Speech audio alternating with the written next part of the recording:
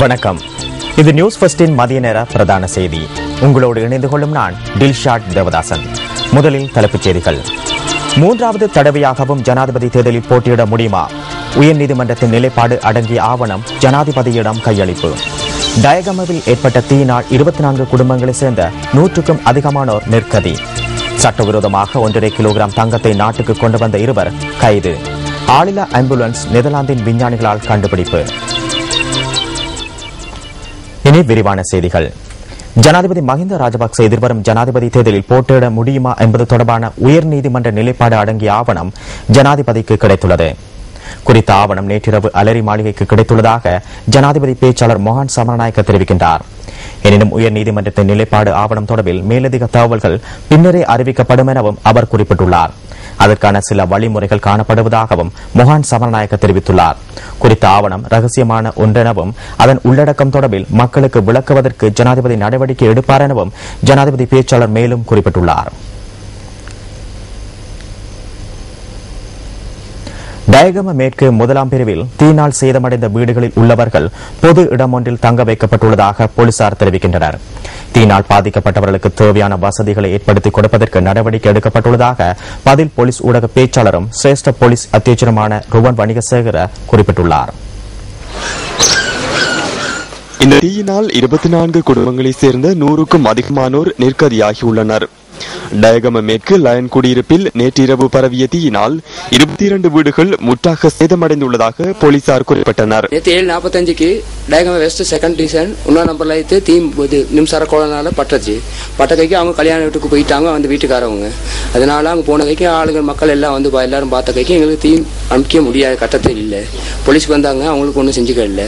1 design பாடசாலையிலையும் மண்டகத்தையும் தான் 130 குடும்பங்கள் இருக்கிறார்கள். அவருக்கு வேற யாருக்கும் இன்னது வந்து பார்க்கல. இப்பதான் மக்கள் வந்து கொண்டு பார்த்து கொண்டு இருக்காங்க. எங்களுக்கு இந்த வீடுகளை வந்து தனித்தனியாக அமைச்சு கொடுத்து கொள்ளுமாறு அரசாங்கத்தோடு நாங்கள் கேட்டுக்கொள்ளப்படுகிறோம். நீங்களும் வாழ்க்கையில இப்படி ஒரு சமூகம் நடந்ததே இல்லைங்க. எங்களை உயிர் தப்புன்னு போதும் எங்களுக்கு.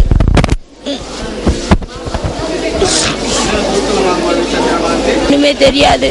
நெருப்பு பிடிச்சி வர நேரம் எங்க பிள்ளைங்களாலும் போயிருச்சு, சாமான்லாம் போயிருச்சு. நாங்கள் நினைச்சு கூட பார்க்கல. எங்களுக்கு நாங்கள் தப்பிச்சு வந்திருக்காரவங்க. மின் ஒழுக்கு காரணமாகவே குடியிருப்பில் தீ பரவியிருக்க கூடும் என போலீசார் சந்தேகம் வெளியிட்டுள்ளனர். சம்பவம் தொடர்பில் விசேட விசாரணை இன்று ஆரம்பிக்க உள்ளதாக பதில் போலீஸ் ஊடக பேச்சாளரும் சிரேஷ்ட போலீஸ் அத்தியட்சகருமான ருவன் வணிகசேகர சுட்டிக்காட்டினார். கொஸ்லாந்த மேரியபெத்த மண்சரிவில் மீட்கப்பட்ட பொருட்களின் உரிமையாளர்களை அடையாளம் காண்பதற்கான நடவடிக்கைகள் ஆரம்பிக்கப்பட்டுள்ளதாக போலீஸ் தலைமையகம் தெரிவித்துள்ளது. குறித்த பொருட்கள் நீதிமன்றத்தினூடாக உரியவர்களிடம் ஒப்படைக்கப்படும் என பதில் ஊடக பேச்சாளர் தெரிவித்தார். மீரியபெத்தவில் கண்டெடுக்கப்பட்ட பொருட்களை நேற்றைய தினம் நீதிமன்றத்தில் ஆஜர்படுத்தியதாகவும் அவர் குறிப்பிட்டார். மீரியபெத்த பகுதியில் முன்னெடுக்கப்பட்ட மீட்பு பணிகளின் போது தங்க ஆபரணங்களும் அதிகளவான பொருட்களும் மீட்கப்பட்டதாகவும் பதில் போலீஸ் பேச்சாளர் தெரிவித்தார். மீட்கப்பட்ட சடலங்களில் காணப்பட தங்க ஆபரணங்களும் வேறு சில பொருட்களும் வண்டாரவளை நீதிமன்றத்தில் சமர்ப்பிக்கப்பட்டுள்ளதாகவும் அவர் கூறினார். பொருட்கள் மற்றும் தங்க ஆபரணங்களின் உரிமையாளர்களை அடையாளம் காண்பதற்கு தேவையான நடவடிக்கைகள் போலீசாரால் முன்னெடுக்கப்பட்டுள்ளதாகவும் பதில் போலீஸ் ஊடக பேச்சாளர் தெரிவித்தார். உரிமையாளர்கள் அடையாளம் காணப்பட்டதன் பின்னர் நீதிமன்றத்தின் ஊடாக அவை ஒப்படைக்கப்படும் எனவும் பதில் போலீஸ் ஊடக பேச்சாளர் மேலும் குறிப்பிட்டார். இலங்கையில் மரண தண்டனை விதிக்கப்பட்டுள்ள தமிழக மீனவர்கள் 5 விடுவிப்பதற்கு இந்திய, மத்திய மற்றும் மாநில அரசுகள் நடவடிக்கை எடுக்க வேண்டும் என வலியுறுத்தி தங்கச்சமடத்தில் கண்டன பேரணி முன்னெடுக்கப்பட்டுள்ளது. 500க்கும் மேற்பட்ட பெண்கள் பேரணியாக சென்று தமது கோரிக்கைகளை முன்வைத்ததாக எமது ராமேஸ்வரம் செய்தியாளர் குறிப்பிட்டார். ராமநாதபுரம் மாவட்டத்தின் பல்வேறு பகுதிகளிலும் மீனவர்களின் விடுதலையை வலியுறுத்தி ஆர்ப்பாட்டங்கள் தொடர்ச்சியாக முன்னெடுக்கப்பட்டு வருகின்றன. தமிழக மீனவர்கள் சார்பில் இந்த வாரத்திற்குள் மேன்முறையீடு தாக்கல் செய்யப்பட உள்ளதாக இலங்கைக்கான இந்திய உயர்ஸ்தானிகர் ஆலயம் குறிப்பிட்டது. மேன்முறையீடு தாக்கல் செய்வதற்கான நடவடிக்கைகள் எடுக்கப்பட்டுள்ளதாக உயர்ஸ்தானிகர் ஆலயத்தின் பேச்சாளர் ஒருவர் தெரிவித்தார். இதேவேளை மரண தண்டனை விதிக்கப்பட்டுள்ள மீனவர்கள் தொடர்பில் இந்திய பிரதமர் நரேந்திர மோடிக்கும் ஜனாதிபதி மஹிந்த ராஜபக்சவிற்கும் இடையே தொலைபேசியூடாக கலந்துரையாடல் இடம்பெற்றதாக தெரிவிக்கப்படுவதில் சந்தேகம் எழுந்துள்ளதாக இந்திய மீனவர் சங்கங்கள் குறிப்பிட்டுள்ளன.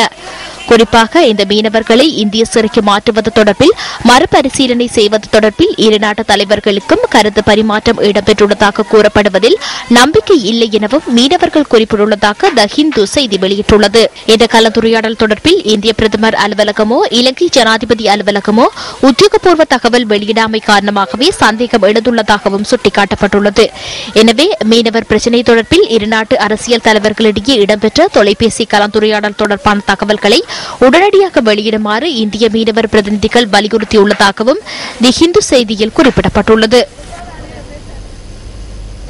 A9 வீதியின் முருகண்டி பகுதியில் டிப்பர் வாகனம் மோதியதில் பெண் ஒருவர் உயிரிழந்ததுடன் மற்றொரு பெண் படுகாயமடைந்துள்ளார். ஆடை தொழிற்சாலை ஒன்றுக்கு செல்வதற்காக குறித்த இருவரும் வீதியை கடக்க முற்பட்ட போது யாழ்ப்பாணம் நோக்கி சென்று கொண்டிருந்த டிப்பர் வாகனம் அவர்கள் மீது இன்று முற்பகல் 9:45 அளவில் மோதியுள்ளது. விபத்தில் உயிரிழந்த பெண்ணின் சடலம் கிளிநொச்சி வைத்தியசாலையில் வைக்கப்பட்டுள்ளது. காயமடைந்த பெண்ணும் வைத்தியசாலையில் அனுமதிக்கப்பட்டுள்ளதாக கிளிநொச்சி வைத்தியசாலையின் பேச்சாளர் ஒருவர் குறிப்பிட்டார். விபத்துடன் தொடர்புடைய டிப்பர் வாகனத்தின் சாரதி தலைமறைவாகியுள்ளதாக போலீசார் தெரிவிக்கின்றனர். இந்த விபத்து தொடர்பான மேலதிக விசாரணைகளை மாங்குளம் போலீசார் மேற்கொண்டு வருகின்றனர். போகவந்தலாவை சிங்காரபத்தையில் 16 வருடங்களுக்கு முன்னர் பெண் ஒருவரை தாக்கி கொலை செய்த குற்றவாளிக்கு 15 வருட கடூழிய சிறை தண்டனை விதிக்கப்பட்டுள்ளது.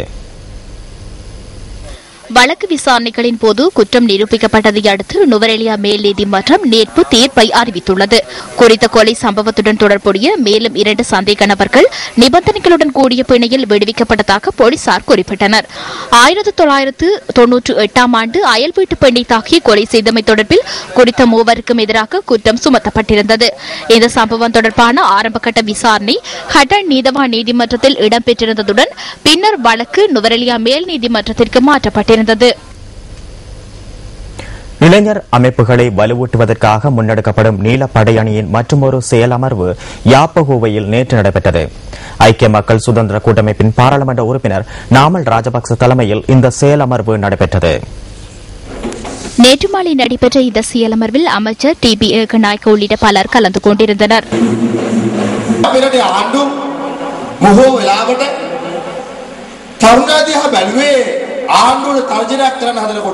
எமது நாட்டு அரசாங்கங்கள் அச்சுறுத்தலை ஏற்படுத்தும் ஒரு பிரிவினராகவே இளைஞர்களை பார்த்தனர்.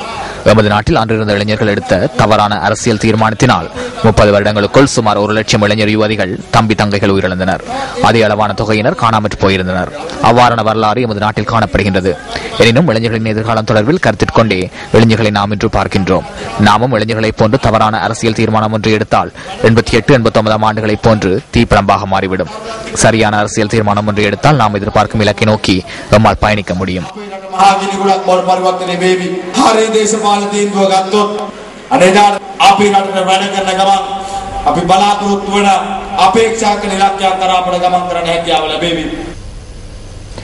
ஆசியாவின் ஆச்சரியத்தை நோக்கிய பயணத்தில் மூட சம்பிரதாயங்களிலிருந்து விலகியிருக்க வேண்டும் என வனவிலங்கு பாதுகாப்பு அமைச்சர் விஜயமணி சொய்சா தெரிவித்துள்ளார். பிபில பிரதேச செயலகத்தில் இடம்பெற்ற நிகழ்வொன்றின் போதே அவர் இவ்வாறு தெரிவித்தார். நடைபெறவுள்ள ஜனாதிபதி தேர்தல் தொடர்பில் பிபில மெதகம பிரதேச அரசு ஊழியர்களை தெளிவுபடுத்தும் நோக்கில் இந்த நிகழ்வு இடம்பெற்றது. ARFR என்றல்லவா இதில் குறிப்பிடப்பட்டுள்ளது. ARFR என்பவர் JRஇன் ஆட்சி காலத்தில் பெட்ரோலிய கூட்டுத்தாபனத்தின் முன்னாள் தலைவர் என்று ஒருவர் தெரிவித்தாராம். அவருக்கு வழங்கப்பட்ட ஒரே ஒரு கூட்டுத்தாபனம் இதுதான். ஐக்கிய தேசிய கட்சி ஆட்சி காலத்தில் இலாபம் ஈட்டிய சீதுவ கூட்டுத்தாபனமே அது. அதனுடைய தலைமை பொறுப்பை பெற்றவர்கள் அதனை முன்னேற்றுவதற்கான யோசனைகளை கொண்டு வருகின்ற வேளைகளில் அதிகாரிகள் ARFR-ஐ காண்பிப்பார்களாம். ARFR என்றால் இதற்கு பயனில்லை, நான் JRுடையவன் என்று கூறினாராம். நினைவில் வைத்துக் கொள்ளுங்கள். அதுபோலவே எனக்கும் ARFR எவ்வித பயனும் இல்லை. பரம்பரையாக வரும் சம்பிரதாயங்களிலிருந்து பணியாற்றுபவனே நான். ஆனால் அவ்வாறு செயற்படுவதற்கு அதிகாரிகள் முன்வர வேண்டும். அவ்வாறு இல்லாவிடின் ஆசியாவின் ஆச்சரியத்தை நோக்கி பயணிக்க முடியாது.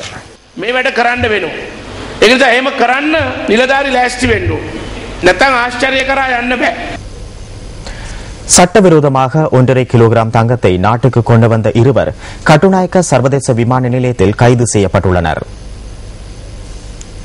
சந்தேக நபர்களிடமிருந்து 7.5 மில்லியன் ரூபாய் பெறுமதியான தங்கம் கைப்பற்றப்பட்டுள்ளதாக சுங்க ஊடக பேச்சாளர் சட்டப்பிரிவு பணிப்பாளர் லெஸ்லி காமினி தெரிவித்துள்ளார். சிங்கப்பூரிலிருந்து வருகை தந்த இலங்கையர் இருவரே கைது செய்யப்பட்டதாக அவர் குறிப்பிட்டார். வத்தளை மற்றும் கொழும்பு 12 ஆகிய பகுதிகளைச் சேர்ந்த இருவரே கைது செய்யப்பட்டுள்ளதாகவும் லெஸ்லி காமினி கூறியுள்ளார். வருடத்தின் இதுவரையான காலப்பகுதியில் 85 கோடி ரூபாய் பெறுமதியான சட்டவிரோத தங்கம் அரசுடைமையாக்கப்பட்டுள்ளதாக சுங்க பேச்சாளர் சுட்டிக்காட்டினார். மட்டக்களப்பு மாவட்டம் போரத்தீவு பற்று பிரதேச செயலர் பிரிவுக்குட்பட்ட வேத்துச்சேனை கிராமத்தில் உள்ள முன்பள்ளி பல மாதங்களாக மூடப்பட்டுள்ளதாக குற்றம் சாட்டப்படுகின்றது.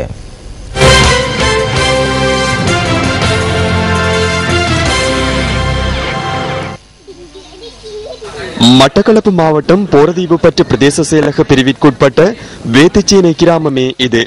இந்த பிரதேசத்தில் உள்ள முன்பள்ளி கடந்த 3 மாதங்களாக மூடப்பட்டுள்ளதாக மக்கள் தெரிவிக்கின்றனர்.